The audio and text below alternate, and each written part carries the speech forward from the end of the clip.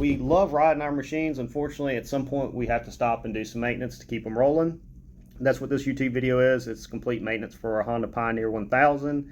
I'm going to break some of the specs down in the beginning and pictures along with the service intervals. If you need to stop, take a look at any of that, and information is there. We'll put some timestamps down in the comments, but this is going to cover an oil change, sub-transmission change, the filters, front and rear differential, spark plugs, air filter, and cleaning the exhaust tip as well, with a few little tidbits thrown in.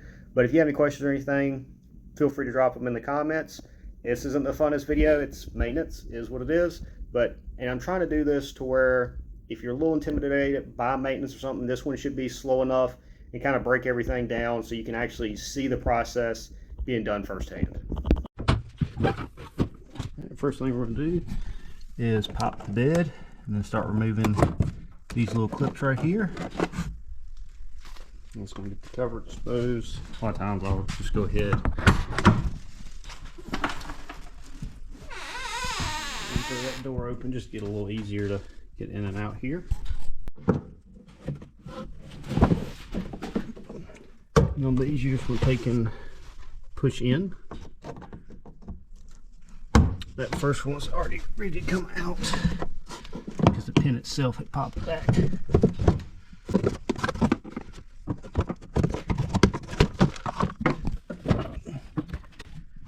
There goes your exposure to your engine oil field now. It's a good idea to pressure wash. Sometimes I'll go ahead and pressure wash like with the covers popped off before I start doing anything. This one ain't too bad, but you know, generally wipe off anywhere you're about to fill or put oil in. Alright, so if you ever dealt with these little Honda push pins, this is what holds the oil fill, little plastic section right there. Now when you install them, they slip in, and when they press, if you can see that little plastic expands, that's what keeps it locked in. When we go to take them out, that's why we push them in farther. If you see that right there, it takes it past that larger chunk, so it allows this to flex in again. And then when we have them out, we're going to take and reset them like that, stick them in, and then press that back flush. And that's how you deal with these little push pins. We always try to do a little bit of wipe down just right where the oil fill is.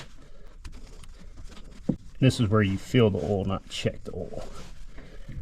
But by going ahead and popping this loose, that is creating a little bit of a spot for it to vent there.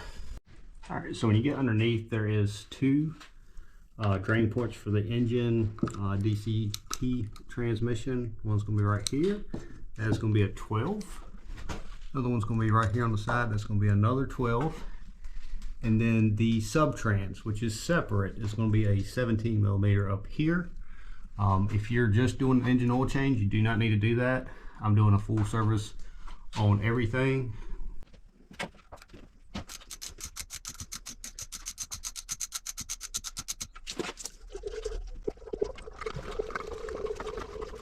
And I'm running AMSOIL. That's over 1,000 miles right there. Oil still looks like it is new, just about. Just had some use to it. The next trip out west, probably gonna be doing 1,000+ miles, so I'm doing all the services just to go ahead and be ahead about it. One less thing to worry about, and the machine's ready to go. No point do I have to stop and change oil or do what should be a basic maintenance item. If you do any big trips, that's how I recommend you do it. So this is gonna be the sub transmission up front, 17. I haven't pulled the second plug yet, just because how many drain pans I got set up here. That's going to be the next thing I'll pull anyway once I get this one drained down. And that absolutely looks brand new. It really wasn't time to change the subtrans. I was going to go ahead and just change everything to do it. A lot of people do make the mistake of thinking the subtrans, one of those plugs, is for the engine, and then they drain the subtrans down, fill the engine oil back up. That dipstick looks fine, and then ride around for a while before they realize the subtrans doesn't have any oil in it, and that's a bad day. And this is going to be the last drain here for the engine DCT. It's back to her 12 millimeter, front 17. As you can see, that's the reason you pull both drain plugs.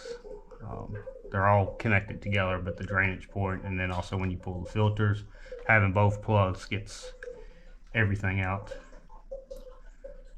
which is exactly what you want to do when you change oil, of course. But it wasn't a huge amount. Now, if I pulled that one first, it would have been a lot more drain out of it. So if you see here, that one says DCT. That one says Engine. Honda did nicely mark that off for you. These are all going to be 10 millimeters for that. And as you do these, do be careful. There is a little bit of a spring in there that can pop apart. Gonna work with the camera angles. Fun as well.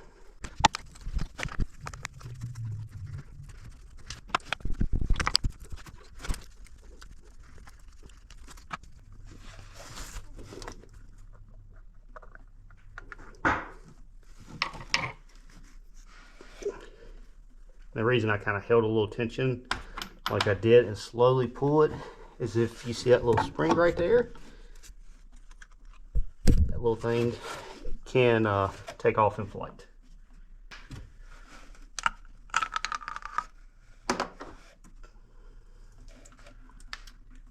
That little filter is magnet, so sometimes it kind of doesn't want to pop out by hand because you do have a little piece of rubber on the back side that slides into there. So over time, just small magnet, nothing crazy like you've seen there, could be your friend. Here I did use a small screwdriver coming up to get the cover kind of started and pried.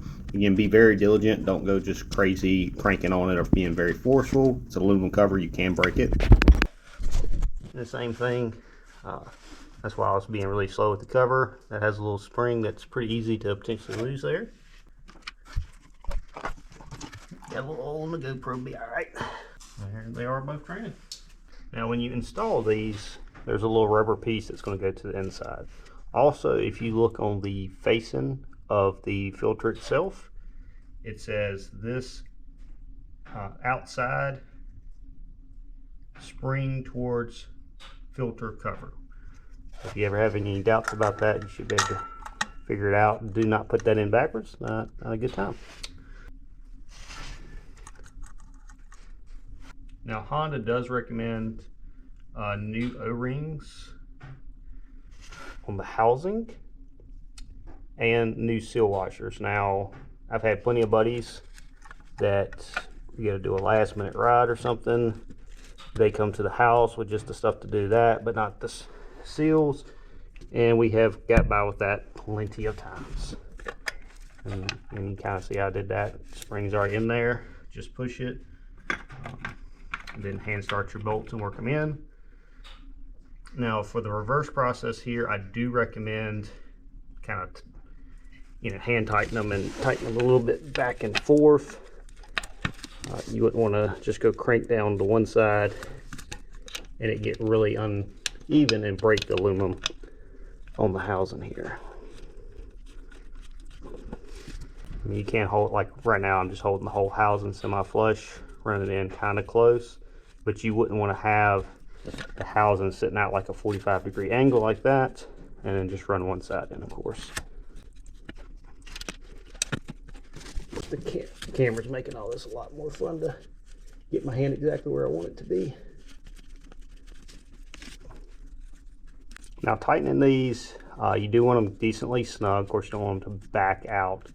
It does not have to be anything crazy. The O-ring is what is sealing this. So as long as you have both of these snug, if you fire the motor up and it runs for a little bit and it starts dripping, hey, maybe you reused the O-ring, maybe the O-ring hit a little piece of aluminum and cut going in. Same thing, rubber's going to go with your inside. There is a note saying that the other side goes to the outside. Just make sure you adhere to that. Now this one's not going to want to just hang there nicely like the DCT. So you're going to have to put that in the cup with the cover. Again, make sure you have a little bit of oil on your O-ring. But this spring will sit in the cover pretty nicely. You kind of see it sitting in there.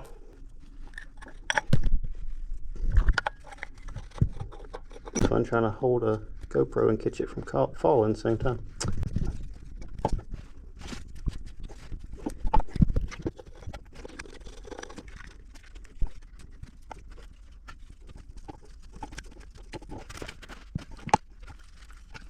Here, having a few different 10 millimeters and different size extensions, maybe a wrench in combination will be a good combo to get everything tightened down easily in the most efficient way of doing it. And again, what I was trying to explain there is you kind of want to torque everything together, especially with that try. You torque one end too much, and all of a sudden you get to pull these, you will break that aluminum housing if you get it too far off center. So if you feel like you're getting off wedge, back it up a little bit, get it recentered. Just rotating that torque around or a few turns each is going to kind of keep it centered there. But if you notice you're getting off track, just stop, back it up. Don't break that. Don't go too crazy on the torque. You break a bolt off into the side of the motor, it's not a fun day. Everything's done draining. I'm going to put the oil pan bolts back in. Now same thing, do not go crazy, just decently snug on these.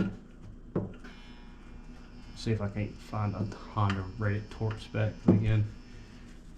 If you turned a few wrenches, you should know kind of about what type of torque you should put on the oil pan bolt, hopefully. Again, worst case scenario, you fire it up, it runs, it's leaking, you can always add a little bit of snug to it. If you go crazy and break something, you got a big problem. Concept is that sealing washer is what does the sealing. It just needs a little bit of applied torque to it to get it nice and snug, and that's all you need really. Again, I'm not going crazy on that. That's just a good little feel to it there.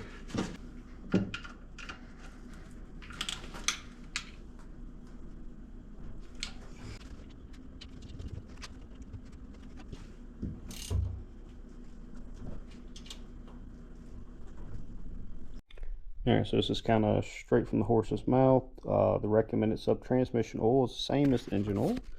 Flip back to here. Now a lot of kits, I'll see 10W30 and then somebody will mention 1040 and think it's wrong. Unless you're in that super cold climate where you need that 0W30, 10W40, 10W30, 5W30 will work for just about anything. Me personally, I'm running Amsoil 10W40 synthetic. It's done great. Now if you look at the Honda service manual, there's 3 different oil amounts if you don't change any filters. Not 100% sure why you would do that. If you change the oil filter, and then if you change the DCT, it is 6.1 quarts, and that's exactly what we did. DCT filter does not have to be changed as often as the engine oil filter, but I'm there anyway. A little extra reassurance.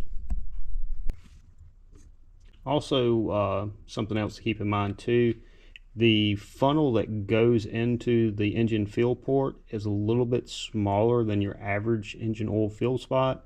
So this is actually a transmission filter I'm using, but a lot of your standard oil filters will be a little bit too big of an opening to use. Just something to keep in mind.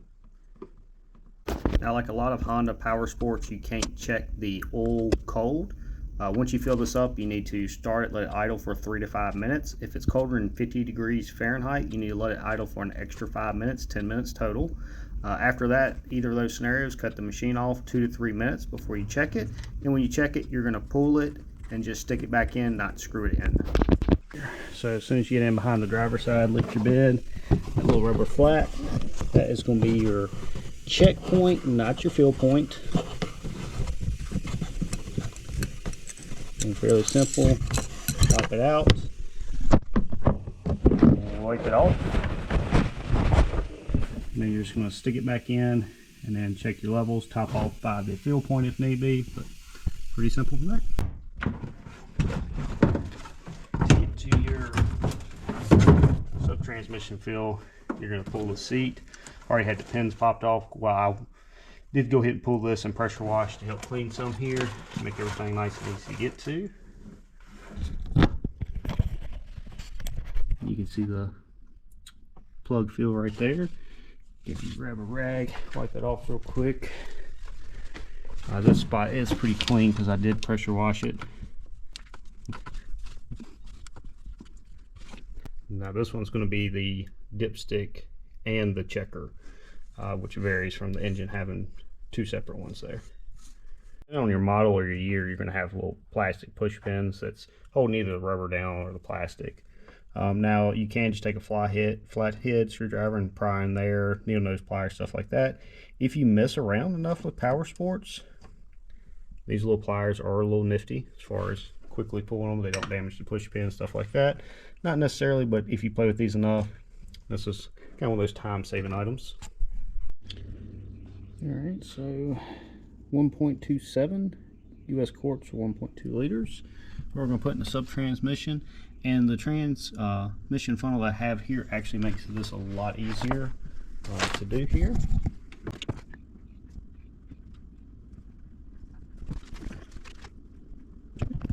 So the next part that we're going to be working on here is going to be the air filter / spark plug change. There's little divots throughout here. If you remember me talking about this little tool, again, this is, if you do enough on the, it does start coming in clutch here.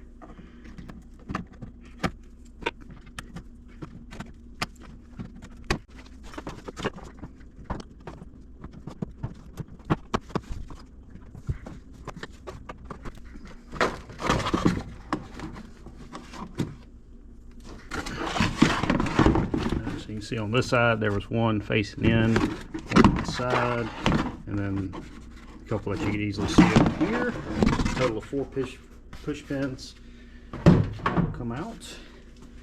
Now this gives us access to our spark plugs here. There's 2. We're going to change those. Just give it a little wiggle. And you're going to set it to the side there. And again, if I pulled this and everything was absolutely just coated with mud or whatever, good cleaning. Helps keep sand and grit and stuff from going down to your motor. And I'd suggest just putting them kind of down to the side there. That way you can get back to them. Alright, we're going to pull the plugs next. Alright, so hopefully it shows up on camera, but normally you would just slide the filler gauge into there for the correct size. This one is saying that the 1 millimeter or 0.04 inch gauge is supposed to rest in there and not go quite in there. Right, so I had to switch to my phone to kind of get this clarity here. But if you notice right there, that is the correct filler gauge. It is not inserting in. It has got a little bit of space. Basically, the manual is saying if that's correct sizing goes in all the way, the gap is too big, replace the spark plug, don't adjust. So luckily the only time I ever pull the factory Honda toolkit out from underneath the hood is when I actually change spark plugs. Notice that that's kind of a little bit different of a tool. This socket does work out nicely for it. Your standard one that you're going to have laying around the shop isn't going to work correctly for these. But let's get some plugs out and back in.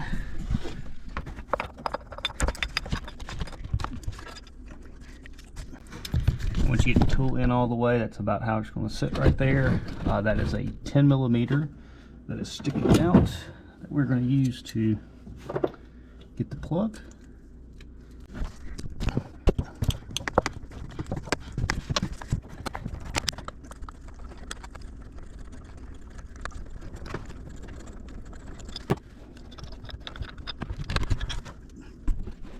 Alright, so now we got the plugs.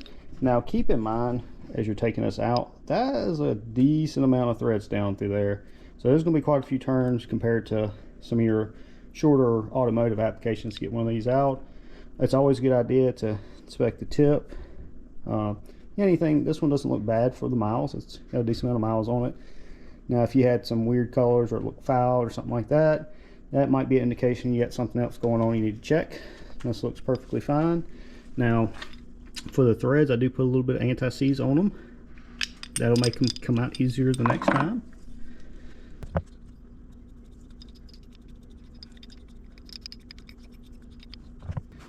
A little trick as far as putting these back in.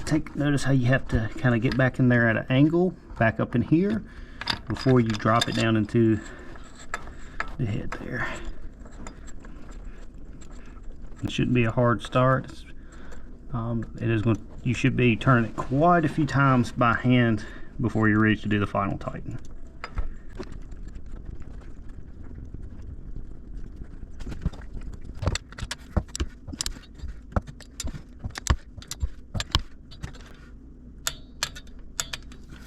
That is 16 foot-pounds.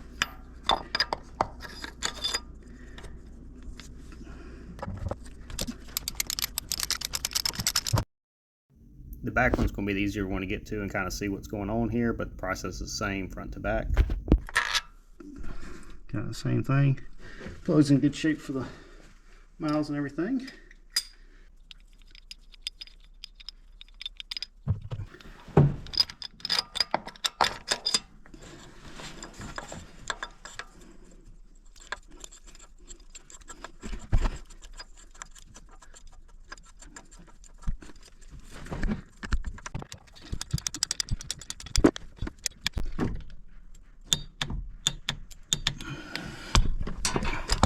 A little tip here, if you can't get it directly with your hands, just put a socket in there and see if that little bit of pull leverage will make a difference. When I say pull, I'll slightly put a little pressure on it like that and then pick it up. Voila. On these boots I will take and throw just a smidge of some dielectric up in there.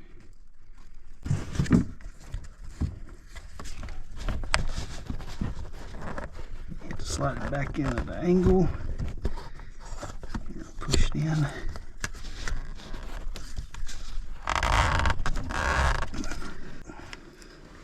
think on that one here a little bit better because it's closer.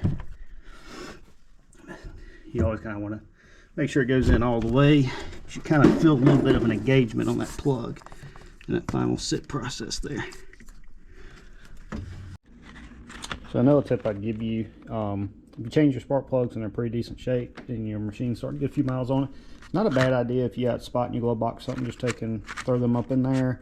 If you happen to run across a situation and it started burning oil or running a little rich and it fouls a plug, maybe that having an extra plug is the difference in stopping, changing the plug, and keep going. But just food for thought. Next one's going to be the air filter here. Simply going to go all the way around unscrewing these. Now I do recommend having a couple different size extensions to do this. I'm using an H5 bit. It seems pretty close. It also has a standard, it's like a 3/16 or something. It's pretty close, but it always seems like it has a touch of slack, and I have plenty of Allens. And they might do that so if you're at a little bit of an angle you can still get it. With these, you don't have to worry about these bolts popping out.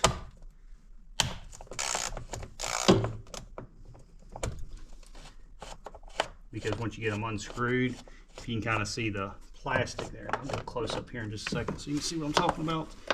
The plastic's going to hold the Allen heads in here.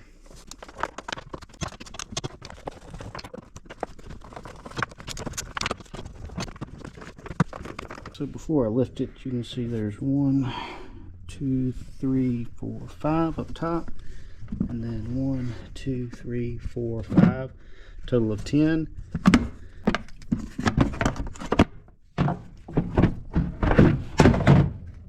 So if you notice, this is what I was talking about, like right in here, the plastic actually holds that in place. So this is the one you don't have to worry about dropping in the engine bay or anything crazy like that. There's one bolt right here. Thankfully enough, Honda made it the same way. You don't have to worry about dropping it down in your intake and having a bad day.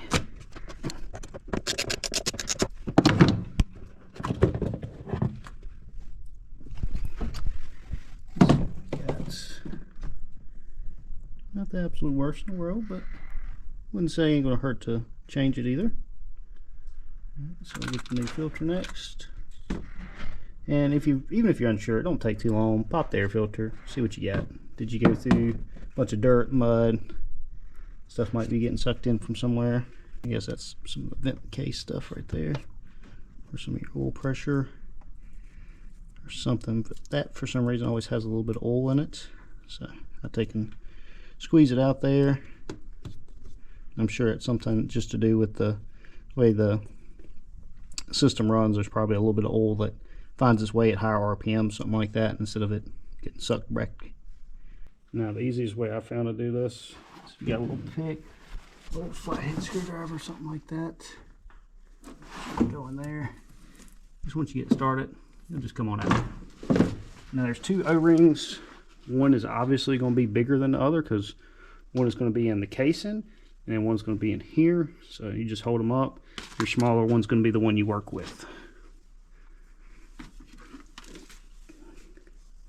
These two, it's pretty obvious. This is my smaller one. And I'm going to work in for the filter housing there. A lot of times I'll do with these, I'll take like a little dab of petroleum jelly. Not a whole lot, but just enough to kind of sit here and run that. Or you, some people like to take a little dab of oil or something like that. I just like have a slight bit of slickness there to help work it in there. Doesn't really matter where you start. You're just going to pick a point and start working it.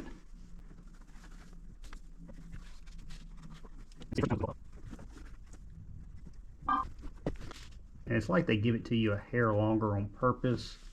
So you need to find what points you can kind of scrunch in. You don't want to have a huge spot up anywhere though. Kind of like that right there. I could force that in. That's going to be a point that's going to be more likely for it to.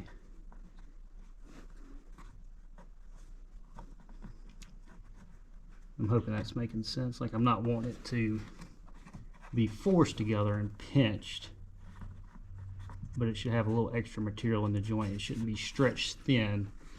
It should have extra.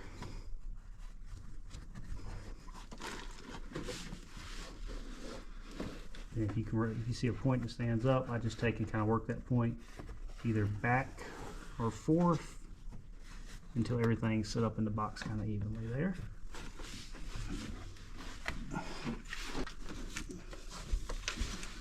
This is kind of one of those common sense things, but anytime you have your air filter open, do not put any tools, small stuff that could potentially get dropped down the intake, because that's going to turn this into a very long job if you do. So if I was doing multiple projects and had this open, I would stick the air filter back or make sure a good rag or something's in the way in case a loose piece of hardware or something went down in there. So same thing with the box. Just take your little pick screwdriver, something like that, work in, find your little pull point to pull the old gasket. And you can see how smashed and non-flat that is. That's why they recommend. And I've always ran Honda air filters. If you do run roundness versus that flatness, that's what helps create the seal there. Now if you do run aftermarket air filters, I know the Honda ones come with brand new O-rings. This is probably the one thing, if I did run aftermarket and they didn't have some type of replacement O-ring, I'd get the O-ring or just switch to Honda, one or the other. Because that's something that could have a decent amount of longevity difference. Same montage there, don't really matter where you start.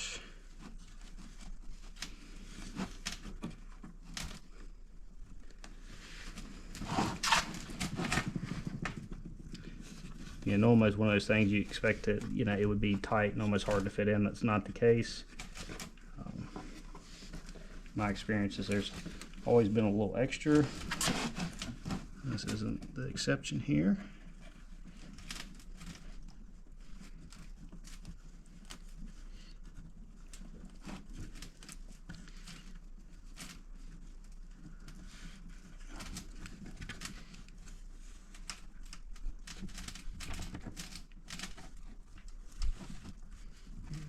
Just run it around and ready to drop it back in.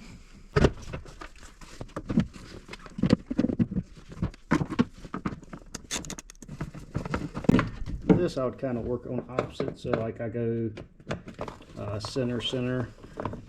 I don't snug anything down hard until I've kind of worked everything around a little bit, because I don't want it pulled one way or another.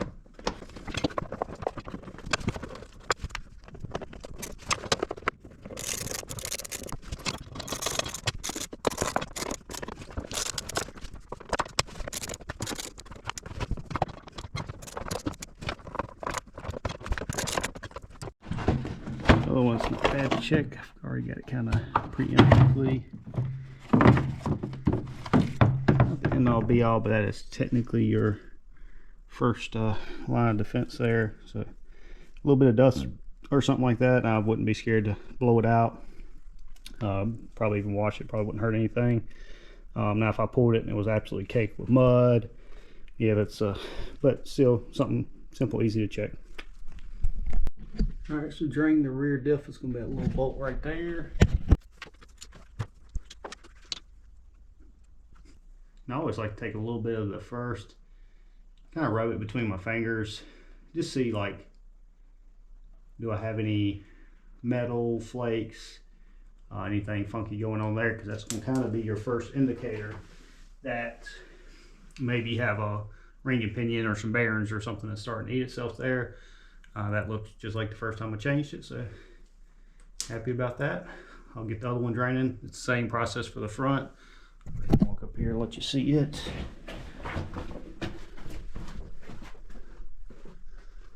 So when you're looking front, and again I have aftermarket skid plates, but same little thing right there where that metal bolt is right there.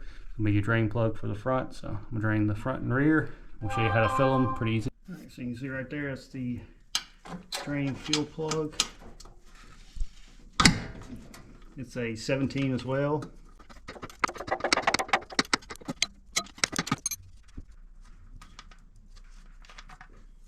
You see that O-ring come off. So without something like this, you kind of have to squeeze the bottle in there, get an angle. We've done it for many years. Since Amsoil's come up with this, I absolutely love it. This is what I'm personally running at 75/90. It's compatible anywhere 75, 90 to 80. W90 is recommended. I think 80/90 is what Honda specs is. It's right there together. It's got your GL rating. And this stuff is designed to run up to even like 10% water contamination. So not that I take this thing mudding whatsoever, but if I do a creek crossing, something like that, and a little bit of moisture gets up in there between doing the services, I feel a little bit better about it. Never really ever pulled and seen it milky too. So, and this is supposed to help keep seals soft and stuff like that, which never really anybody have any issues with differentials just running the regular old stuff there. It's just personal preference. The other thing I'll say is it does make it a whole lot easier to fill it up. But basic fill procedure on these is you're going to keep filling it until that, basically at that bottom lip right here is where it's supposed to be full to. So whenever you start seeing it running out, that's where you're going to stop. You're full, good to go.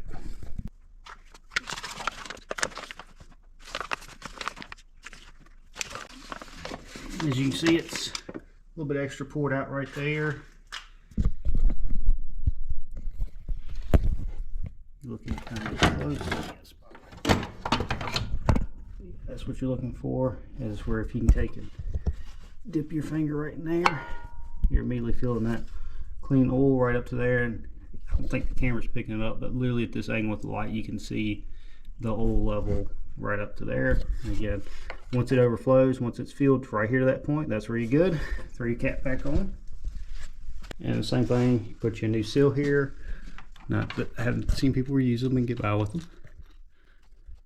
And again, the O-ring is what's doing the sealing. All you need is just enough tension to keep the pressure there. You look at the Honda specs, it's not going to be a whole lot for this one. Then, all right, so the only thing I'm going to show on the front real quick, because it's the exact same thing as the rear. It's just how I actually access it. It's not as easy to get a wrench to it. Just playing on about a 6-8 inch extension and a ratchet with the 17. You're in business taking that out. Filling the same thing, just fill it up to where the thread line is. Once you see it overrun a little bit, you're good to go.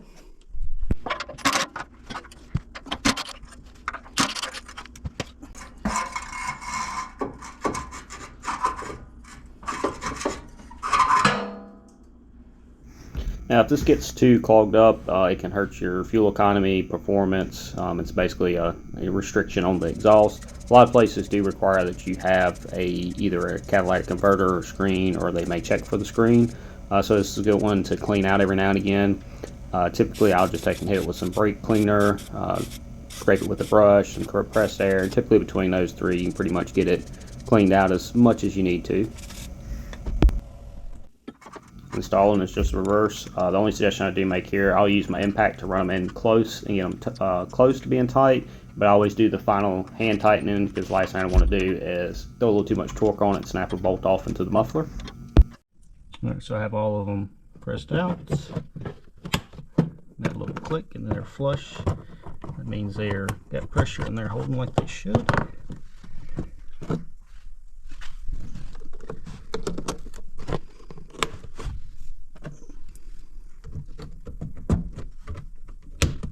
Ready to go.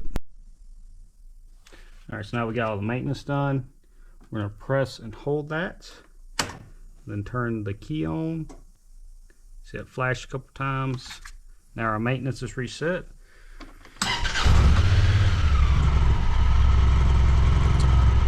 If you want to check that, go back to your first maintenance. If you see we got 600 miles of refresh there, so in 100 hours, we're good to go. Now I'll also go through and spray some type of like white lithium grease, silicone spray, something like that, that's good lubricant on all the suspension joints, squat down, hinge points, the open door inside there, and then also with the bed, I'll do, you know, the hinge points through here, everything else in the bed, I'll flip everything up and down. Anything that has a hinge point, a spring, or a moving part, I typically throw a little bit of some type of lithium grease, silicone spray, something like that, just to help keep everything operational, because again, it's dust, dirt, everything gets in these little crevices and stuff, and you can keep them lubed up a little bit. You can almost hear a little grit of sand or something in there when I just moved that, but it will help out all the points. A really long trip, I like getting everything ready month, 2 months in advance, make sure everything's good to go. Don't forget about your batteries. So this is a little battery tender here, it's very low charge, and I do have a dual battery set up.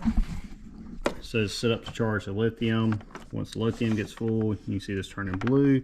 It's sending an extra charge and charging my secondary battery, maybe once a month or something like that if I don't really ride it. Not a bad idea to help maintain those batteries per se. Now I call this almost complete Honda maintenance because it doesn't include all services like valve checks or other services depending on miles, hours, or riding condition, but it does cover 90% of what's needed to keep your machine up and running. Some other things to check or consider is look over your tires, check your tire pressure, check your coolant level, condition of coolant, brake fluid. Also look at your brake pads, make sure they got plenty of life left for the rides that you're about to do, condition of rotors. Always like to jack the machine up in the air. I check the suspension components, ball joints, tie rods in, steering plate. Now a lot of that you can kind of get by, you know, feel or shake your hand. Ball joints, from my experience with Hondas, is they will actually wear through before you'll get play, and I'll show you a clip of what I'm talking about there. Believe it or not, that ball joint didn't feel like it had a bunch of play. That's an easy visual check. If you see it wore through the cap, it's time to put new ball joints in your machine. Also check my axles, boots. Now most of this maintenance is going to be from a 16 to a 22 Pioneer, including the 23s for the most part. Now some stuff does change 22 to 23, so definitely check your specs, but it should be a good overall reference for you as well. Now some stuff like I have a low adjustment video for the Pioneer from 22 to 23. That's going to change because it doesn't have that same cable and adjustment set up for the new model. Also check any cable adjustments at that point. Make sure everything is going into the different turf modes, 4-wheel drive, 4 high, 4 low, just as needed from there. If you have any questions, please feel free to drop them in the comments. I will definitely help out if I can. If this video has helped you, please hit that like button. Now, chances are, if you're in the side-by-side, you enjoy the great outdoors as well. If that's the case, hit the subscribe on the channel. There's a lot more content and some send it moments to be seen. Thanks for watching. Please like, share, and subscribe. Hope y'all have a good one.